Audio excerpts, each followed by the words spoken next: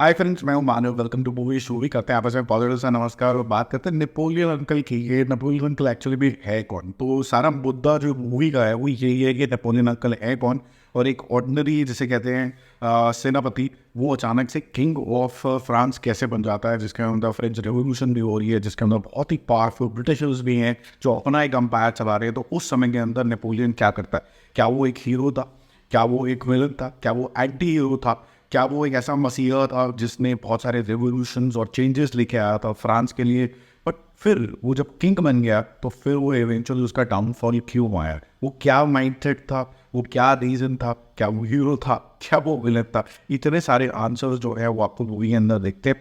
पर पहले तो मैं ये बता दूँ कि मैं जब वाइकिंग्स देख रहा था नेटफ्लिक्स के ऊपर, तो मुझे ऐसा लगा था कि शायद मैं वाइकिंग्स के दौर के अंदर ही ट्रांसपोज हो गया हूँ। और वैसा ही मुझे लगा यहाँ पर नेपोलियन देखते टाइम के शायद मैं वो late 17th century early 18th century के अंदर ट्रांसपोज हो गया हूँ, जहाँ पर मुझे उसके पर्सनल रिलेशनशिप, उसके पर्सनल इंटरव्यूज और कुछ आइकॉनिक सीन्स, जब वो अपने आप को क्रम में ना लेता है और अपने आप को ही राजा घोषित कर लेता है, या फिर से पहले वो इतनी लड़ाइयाँ जीतता है ताकि वो पब्लिक का, उस टाइम के राजाओं का कॉन्फिडेंस जो है विन कर पाए, वो अमेजिंग था। उसकी जो वॉर स्ट्रैटेजी थी, उसकी जो कह सकते हैं कि समझ थी कि मेरे को वॉर किसके साथ लड़नी है और क्यों क्यों कब नहीं लड़नी है, वो सब अमेजिंग था।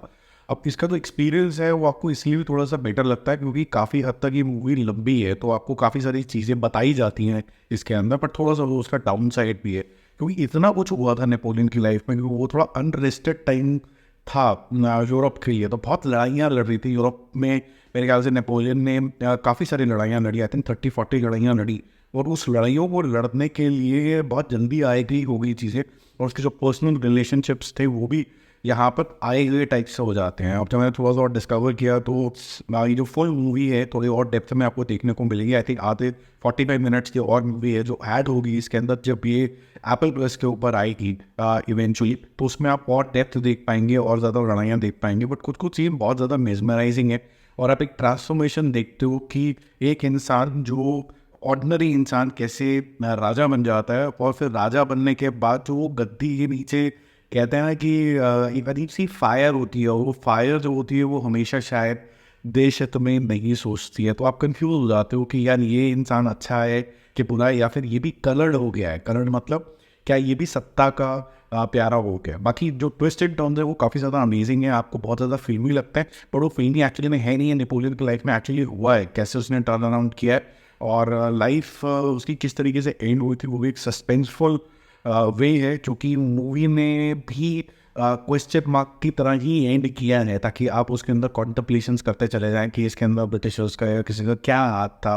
और बाकी जो यूरोपियन जो संगठन बन गया था, चाहे वो ऑस्ट्रिया हो, बाकी सारी कंट्रीज हो, वो क्या संगठन बन गया था और उसको क्यों एक अलग जगह पे, सिक्योर्ड जगह पे रख दिया गया था। But hats off to few of the scenes. अगर ये जेन्युइनली जब ये हुआ होगा, जब इसने वो स्पीच दी होगी और जब बहुत सारे लोग इसके साथ इकट्ठे हुए होंगे, अमेजिंग है। एक राइज फॉल और फिर राइज से दोबारा से गद्दी वापस लेना, वो काफ़ी बड़ी बात होती है। ऑब्वियसली हर एक की जो चीज़ होती है वो परमानेंट नहीं रहती है। कोई भी स्टेटस ले लीजिए, कोई भी पावर ले लीजिए, वो कभी भी परमानेंट नहीं होती। वो भी यहाँ पर आपको एक लेसन अच्छे तरीके से दिखता है। तो मेरी तरफ से मैं ये बोलूँगा, ये एक वेल मेड मूवी है उनके लिए जो हिस्ट्री में बहुत ज़्यादा रुझान रखते हैं।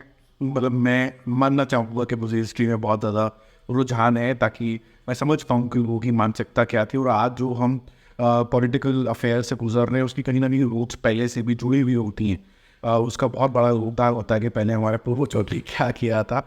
लेकिन अगर एक फिल्म के नज़रिए से देखें, एक्टिंग के अलावा, सेटअप के अलावा, आप उस जोन में ट्रांसपोज होने के अलावा, आप ये चीज़ थोड़ी सी शायद फील करेंगे कि यार ये मेरे को थोड़ा सा और डीप डाइव करना है। तो सिनेमेटोग्राफी फर्स्ट क्लास है, आपका स्क्रीन प्ले बहुत ही बढ़िया है, but at the same time I think editing इस मूवी का थोड़ा सा डाउन साइड है, क्योंकि शायद क्रिटिकल मोमेंट जहाँ पर आपका जो हाई पॉइंट आता है, चाहे जब नेपोलियन का लो टाइम है, आपके लिए वो हाई टाइम है क्योंकि एज व्यूअर्स आप बहुत कुछ कंज्यूम कर रहे हो, वो सीन कट हो जाता है।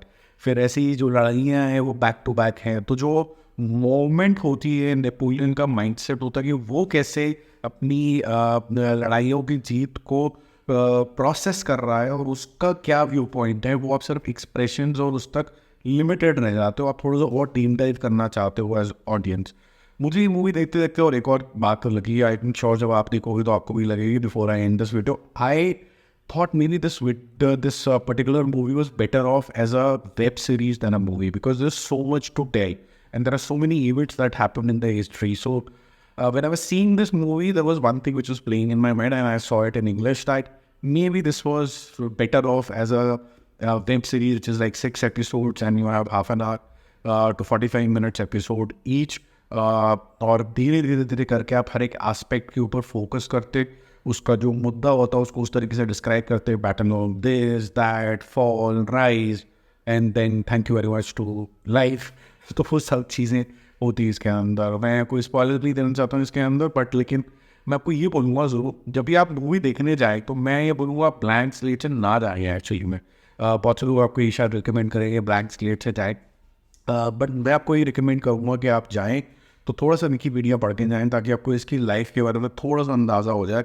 नेपोलियन द ग्रेट ही है ऑलमोस्ट, ये क्यों है ये आप देखना, और क्यों इसको थोड़ा सा एंटी हीरो भी माना जाता है, उसका भी फ्लेवर आपको कहीं ना कहीं आएगा, और आपको एक ह्यूमन एस्पेक्ट ही नज़र आएगा कि चाहे आपके जीवन में बहुत ही क्लियर हार्ट हो to bring in a change, but eventually when you get power, the power gets on to your head, and when it gets on to your head you might take few wrong decisions.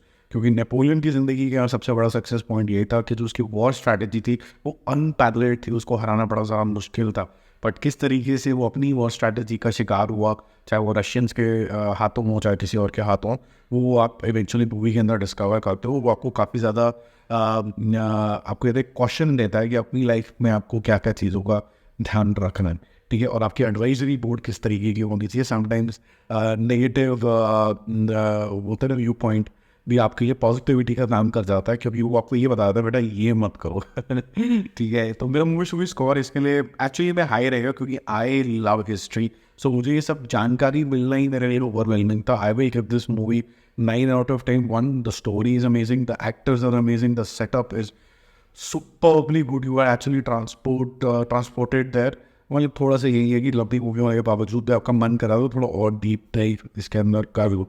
तो हम हिंदुस्तान के बारे में बात करते हैं कि हमारा जो कल्चर है या फिर हमारे लोग हैं वो काफ़ी ज़्यादा ग्रेट हैं, बट और भी जगहें हैं, क्योंकि हम लोग मायोपिक हो जाते हैं कई बार, बोलते हैं यही है, बाकी भी जगह पे बहुत सारे ग्रेट्स पैदा हुए हैं, उनकी लाइफ से भी आप बहुत चीज़ें सीख सकते हो, इंस्पायर हो सकते हो। भाई जल्दी मिलता है और रिव्यूज़ और अपडेट स्टे कनेक्टेड। बहुत सारी चीज़ें मैंने देखी जिनका मैं रिव्यू नहीं कर पाया, तो मैं धीरे धीरे कोशिश करूँगा आज सारे कवर करूँ।